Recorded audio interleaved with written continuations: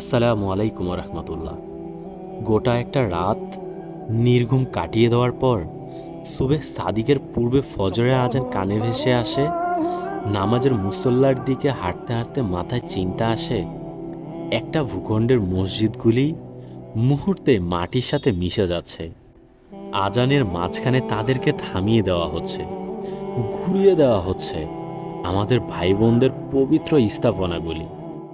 দেখেছি ঘোড়াকে কন্ট্রোল করার জন্য তার মুখে লাগাম দেওয়া হয়, কিন্তু মানুষের মুখ কন্ট্রোল করার জন্য তার মুখেও লাগাম দেওয়া হয়।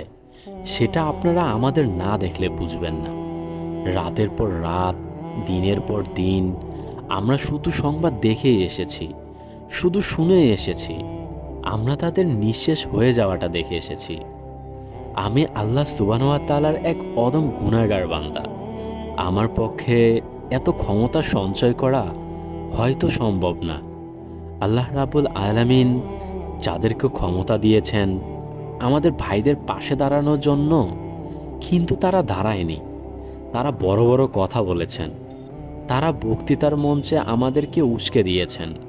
আল্লাহ রাব্বুল আলামিনের কাছে একটা দোয়াই করব, সেটা হচ্ছে আপনি আমাকে এই পৃথিবীতে যত দিনের জন্য জীবিত রাখেন না কেন, আমি শুধু একটা চাওয়াই রাখব, হে মহান রব্বুল আলামিন, এই পৃথিবীতে আমি যতদিন বেঁচে থাকি, আমি মারা যাওয়ার পূর্বে আপনি আমাকে এই দুই চর্মচক্ষে ওদের নিঃশেষ হয়ে যাওয়াটা দেখিয়ে দিয়েন।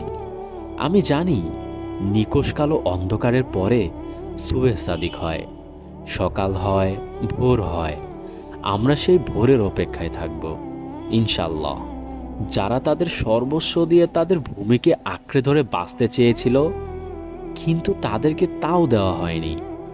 তাদেরকে যারা বিতাড়িত করেছে, তাদেরকে যারা দুনিয়া থেকে বিদায় করে দিয়েছে, রব্বুল আলামিন ভাষাগতভাবে লাগাম টেনে দেওয়া মানুষদের অন্তর্ভুক্ত আমাদেরকেও আপনি মাফ করবেন না।